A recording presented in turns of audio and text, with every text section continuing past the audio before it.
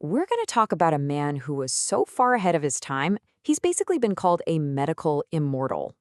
Sun Simiao, also known as China's king of herbal medicine. Okay, first off, let's just let this sink in. Sun Simiao lived to be 102 years old. We're talking about the 7th century here. That was completely unheard of.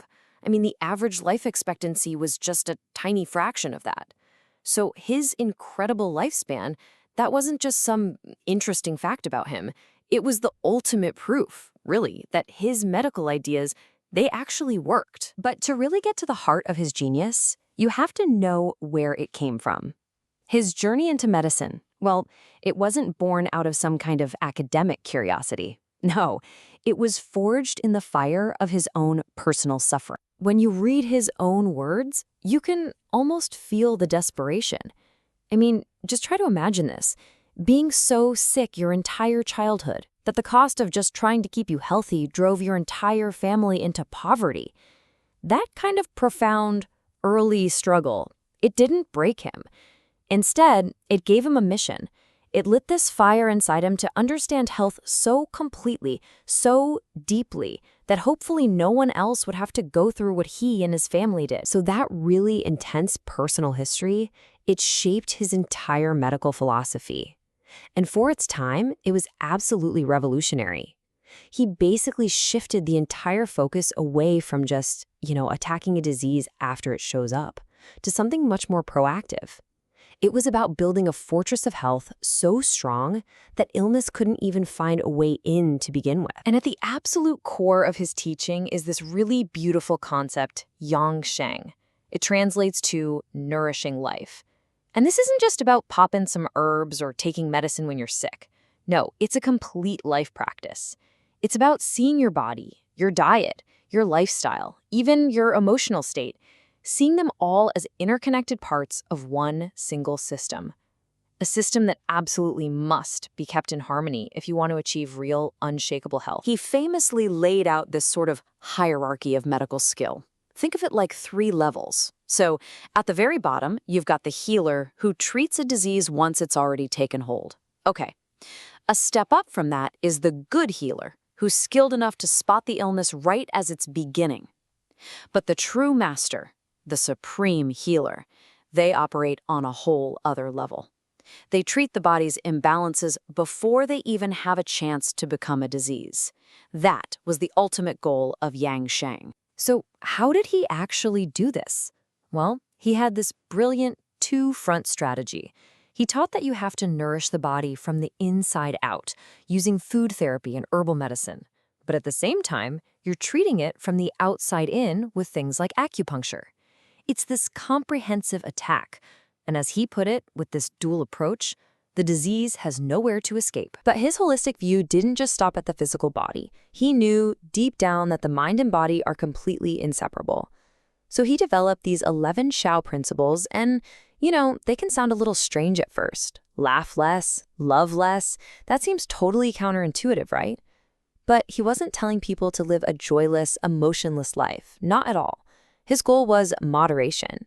He believed that these extreme emotional swings, whether it's intense joy or intense anger, they disrupt the body's very delicate internal harmony. And maintaining that balance was just essential for physical health. And this next quote, it just brings his entire philosophy into perfect focus. He made it absolutely crystal clear. You can have all the best, most powerful herbs and medicines in the world. But if you neglect your lifestyle, if you ignore your diet and your mental state, basically if you don't embrace the whole way of Yang Sheng, you're just never going to achieve true, lasting health. It's that simple. So this whole philosophy of really listening to the body, it led to one of his most elegant and, frankly, practical innovations. It's a diagnostic technique that's so incredibly intuitive that its very name actually captures the patient's own moment of discovery. He was the very first person to formally describe and document what we now know as the Ashi point. And the brilliance of this is just its simplicity. Ashi literally translates to the sound a patient makes. You know, that involuntary little cry that, "Ah, yes, that's the spot." when a practitioner's finger finds the exact center of their pain. It's diagnosis by direct, immediate feedback from the patient's own body. And this is what makes an Ashi point so much more than just a regular sore spot. See, a typical tender point, that usually relates to a specific muscle or an attachment. But an Ashi point is a much broader, reactive area. And here's a really critical difference. It can reflect not just a local muscle problem, but a disorder in a corresponding internal organ. It's like a diagnostic window that connects the surface of your body to its absolute deepest functions. This whole idea was so profoundly patient-focused that these points actually got another name, Chen Ying Xu. That means heaven's response point. And in this philosophy, heaven is actually a symbol for the patient. Just think about that for a second. The patient's own body is what provides the divine perfect response that guides the healer. It's just this beautifully collaborative vision of what medicine should be. Okay, so beyond these big, grand philosophies, Simiao was also just a brilliant, hands-on problem solver. I mean, he developed an entire arsenal of practical and often incredibly ingenious cures for all sorts of different ailments. His practical genius here is just staggering to think about. I mean, for a throat obstruction, he literally invented a device made from softened deer sinew to dislodge things. For something like urinary retention, he figured out how to use green shallots as a kind of primitive, natural catheter. And just look at his grasp of nutritional science. This is centuries before vitamins were even discovered. He was prescribing animal livers, rich in vitamin A, for night blindness. He used herbs full of vitamin B1 for beriberi, and for goiter, iodine-rich seaweed. He was even using the analgesic properties of cannabis to help treat bone fractures. This is true, pure innovation. And you know what? He wasn't limited by geography either. As the Silk Road started to open up the world, he eagerly studied remedies coming in from abroad. He was one of the very first to start incorporating herbs that we all know so well now, like saffron, myrrh, frankincense, and turmeric, into the Chinese pharmacopoeia. He was a true global innovator, constantly seeking new knowledge from any source he could, all to expand the medical toolkit for everyone. But perhaps what's most telling about his compassion was his focus on areas of medicine that, back then, were almost completely neglected. And yet, they are so fundamentally important.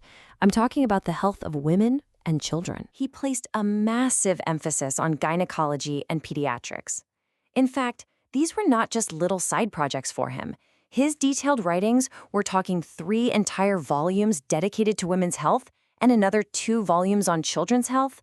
These actually formed the very foundational chapters of his greatest life's work. And that brings us to what you could call Sun Simiao's ultimate gift. He spent his entire long life accumulating all of this incredible knowledge, and he was absolutely determined to make sure it would outlive him and benefit every generation that came after. So he documented everything he knew in 2 truly monumental books.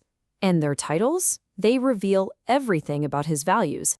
You have Important Prescriptions Worth 1,000 Gold for Emergency, and then its supplement. And that wasn't just some dramatic title. He truly believed that the knowledge to save even one single human life was infinitely more precious than any amount of gold or treasure. But his final legacy wasn't just a list of cures and remedies. It was a moral compass for the entire medical profession. He established this profound ethical code for physicians, something that's often compared to the Hippocratic Oath, that really cemented compassion and integrity as the absolute bedrock of medicine. And in the end, this was the final crucial piece of Yang Sheng. To truly nourish life, a healer needed more than just knowledge. They needed a deep, unshakable moral responsibility to their patient. Thank you for your time.